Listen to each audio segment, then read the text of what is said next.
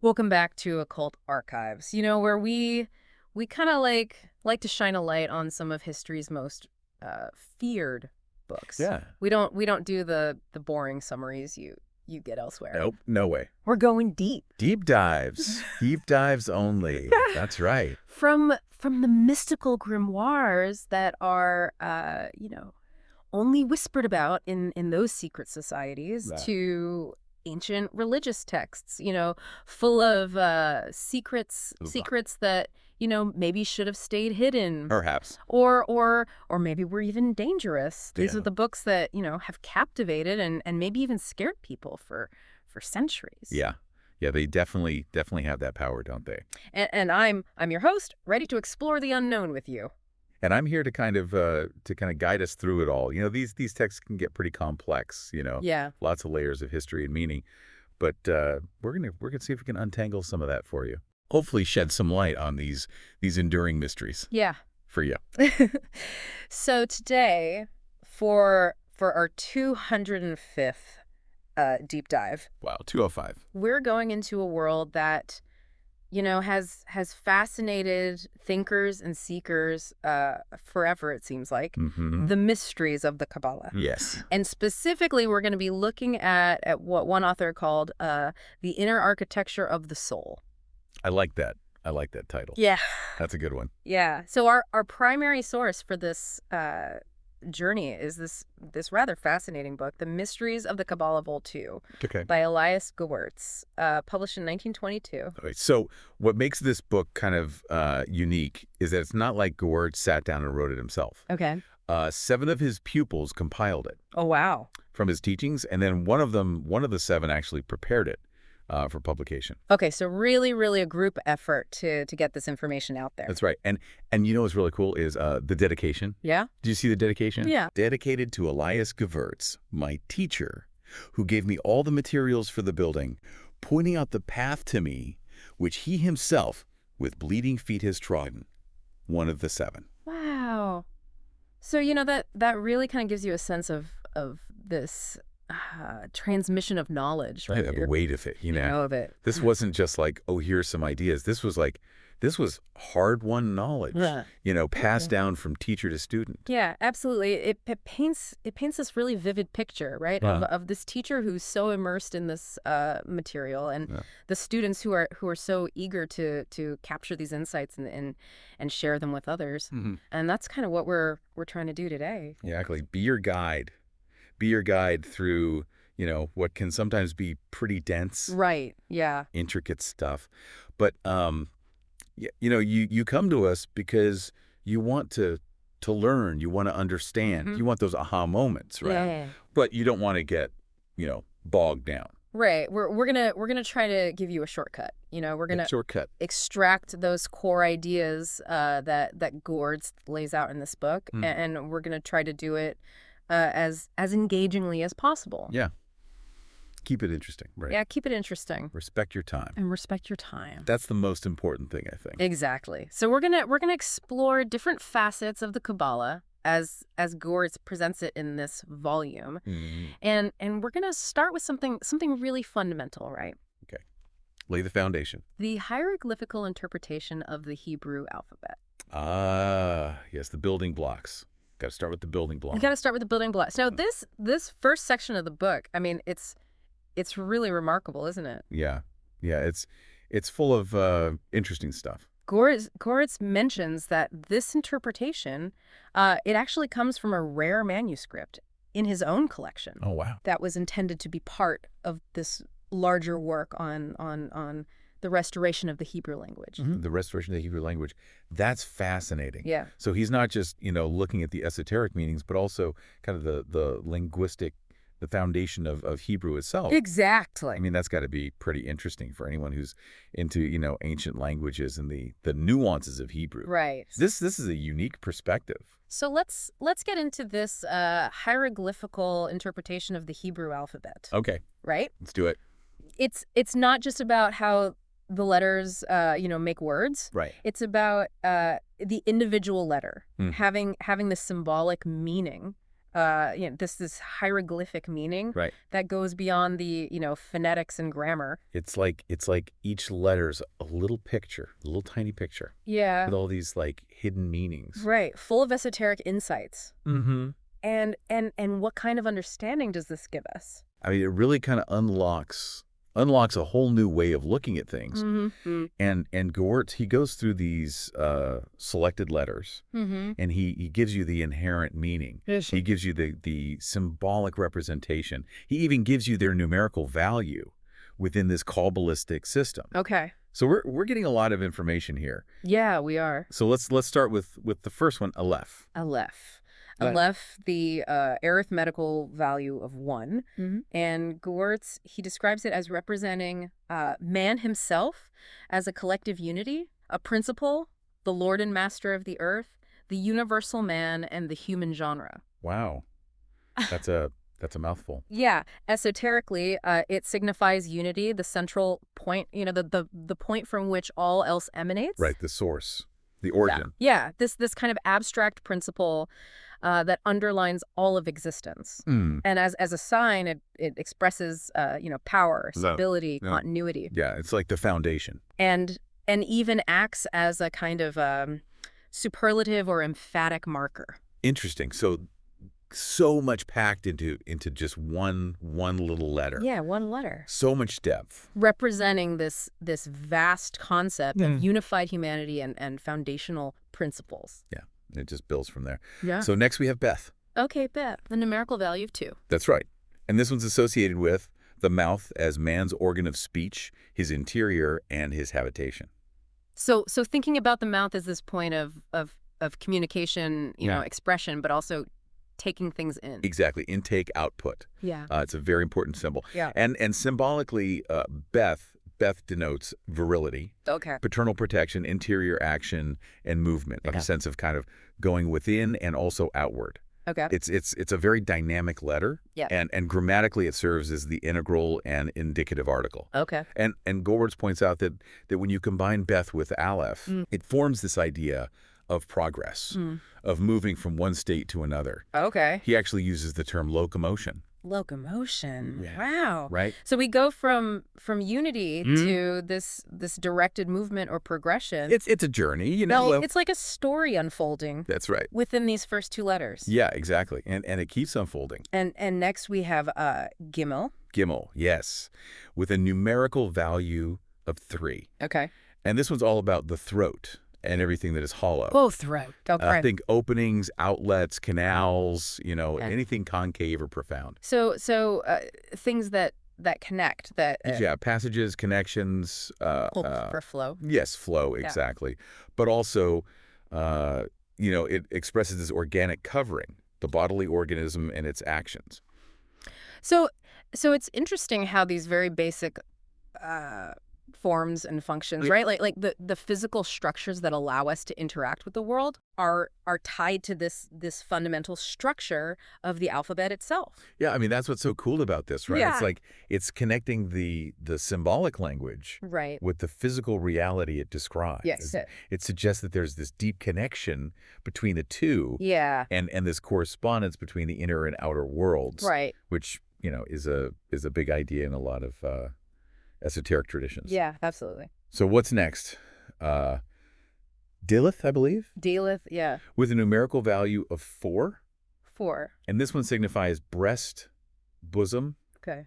and it's seen as the emblem of the universal quaternary. Yeah. The origin of all physical existence. So you're thinking like the 4 elements. Yeah, exactly, the 4 elements. Hmm. And symbolically, it represents nourishing substance and abundance. Okay. The source of sustenance. Just source. But it also expresses division, this separation Okay. that allows for individual existence. Right. So it's both. It's Yeah. both providing, right, and separating. It's right, nurturing and separating. Yeah, very interesting. And Gewurz, he mentions that it's considered a Chaldaic article Okay. of a very distinctive nature. So this is a letter tied to nurture, Okay. physical origins, and this concept of separation. Yeah. So the blueprint of material reality Yeah. in a single character. I like that, the blueprint of material reality. Yeah. That's good. Okay, so moving on, we have Hi. Hi. Okay. with a numerical value of 5. 5. And this one's pretty straightforward. It represents everything that vitalizes, Okay. like air, life, being. Okay. It's the symbol of universal life, the breath, spirit, soul. So everything that kind of brings things to life. Yeah, exactly. Vivifies. Vivifies. Okay. And it also acts as an article, but it emphasizes objects and persons. Okay. It gives them this sense of beingness. Okay, so it's not just existence, it's like, Like an affirmation of existence. an affirmation, yeah. Like, yes, you exist, you are real. It's pretty profound how one letter can encapsulate that very essence of life and existence. I mean, it really makes you think about the power of language, doesn't it? It does, yeah. To shape how we understand reality. Yeah, absolutely. Okay. What's next? Next we have wa, Wow. Go. arithmetical value of 6. 6. And this is an interesting one Uh-huh. because it signifies both the eye of man, Okay. which becomes the symbol of light, and the ear, Mm-hmm. which becomes the symbol of the sound of air, the wind. Okay. So we've got these two senses right there, tied together in this one letter. And as a consonant, it's the emblem of water, representing taste and appetite. So our sensory connection to Wow. the physical world. To the physical world. But grammatically, Gewurz, he calls it the image of the most profound and incomprehensible mystery. Okay. The not uniting and the point separating being and non-being. Wow. So you've got this this single letter bridging these fundamental concepts. Yeah. I mean, how do you get all that in one little character? Yeah. What's the implication of that? Well, I think it's pointing to this fundamental interconnectedness of everything, Yeah. of our sensory perception, Right. the very fabric of reality, and these great mysteries of existence. So it's like the letter itself is this bridge between the seen and the unseen. Exactly. Yeah, I like that. It's a bridge. Yeah. Okay, next we have Zane. A zane, yes. 7. 7, which signifies whistling and applies to all piercing noises which penetrate the air. So sharp sounds. Yeah, sharp piercing sounds. And symbolically, it's like a stroke. Yeah. Dash, an arrow, Yeah. everything that tends to a point. Directed energy. Yeah, directed energy, very focused. Yeah. And grammatically, it's the abstract image of a tie Okay. connecting things. Yeah. So Zane is a letter of focused action and relationship. Yeah. Brings things together. Okay, and then chief. Chief, yes, valued at 8. 8. And this one signifies the principle of vital aspiration. Okay. And it's the symbol of elementary existence, the very foundational level of being. The basis. Yeah, the basis. And it represents man's field, Yeah. his labor, his effort, care, and solicitude. The work of being in the world. Exactly. Yeah. So Chief is really embodying this striving and the balance inherent in existence. So we've gone from unity to movement and flow, Right. to sustenance and division, to life force, to this joining of the physical world and, Right. and these deeper mysteries, Right. to this directed energy, and now this striving and balance. Yeah, it's quite a journey we've taken through the alphabet. It is. Okay, what do we have next? Teth, Teth. Okay. 9. 9 signifies an asylum, a refuge. A refuge. That's Something man provides for protection. Hmm. And grammatically, it denotes resistance and shelter. Okay, But esoterically, it's like this hiding wall, go. guarding something precious, Okay. a watch over a dear object in danger. Protection, hidden value, a sense of inner sanctuary. Yeah, it's like the place of safety. Yeah. Okay, and then we have Yod. Yod. 10 signifies all manifested power. Okay. And it represents the hand, Okay. the pointing finger, the Okay. instrument of action and direction. Right. And grammatically, it's potential manifestation Okay. versus actual and intellectual duration or eternity. So the realm of ideas Mhm. and timelessness. Yes. As a consonant, it means material duration. Mhm. Right. So Yeah. so again, we've got this duality, this Right. bridge between the intellectual, the potential, Mhm. and the material. Mhm. And even Plato, Gewurz says, He thought it designated everything tender or delicate. So a letter of potent manifestation. Yeah. Both intellectual and material. That's right. Quite a letter. We could go through all of them, but I think it's clear that each letter in this system has these intricate layers of meaning. Yes. Connecting the physical, Right. the symbolic, the Right. esoteric. Yeah. So Kaha, represents reflection and assimilation. Lamed signifies extension and reunion. Right. Mem embodies maternity and collective action. The individualized being with this kind of, dynamic nature, Yeah. Samek, circular movement, aim, this sense of emptiness. Right. Pe, the power of expression. Sadi, guidance and accomplished ends. Yeah. Qualf, our subconscious depths. Yeah. Reich, determination and progress. Sheen, the movement of time. And finally, Tao. Right. Reciprocity and perfection. It's like a whole universe encoded Right. within language. Within language. And once you start to see it that way, Yeah. it really opens up new possibilities, right? It does, yeah. So having this understanding of the alphabet, how does Gewurz suggest we use it? Well, he talks about the many manifold applications of this knowledge.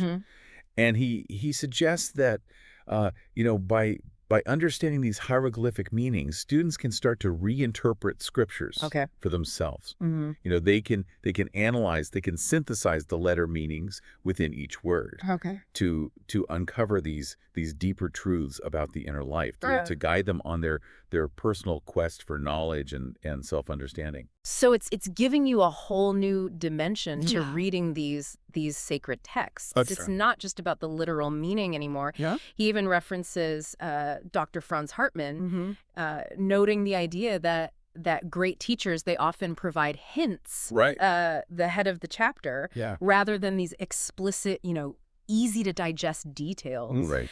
And it's precisely to prevent the misuse of this profound knowledge by those who aren't ready for it. Just like you got to work for it a little bit, you know? Yeah, absolutely. So you, the serious student, right, Got engaged. is expected to really engage with these meanings, to meditate on them, to discover their personal resonance. And that's really for you, the listener, the dedicated seeker out there. Right. You're encouraged to do your own contemplation, to study these letters, to see what they mean to you. Yeah, absolutely. So from these, foundational elements of the alphabet, Gewurz moves on to other key Kabbalistic concepts. Yeah, built on it, builds on that foundation. Yeah, and one that really stood out is his definition of the snake, matcha.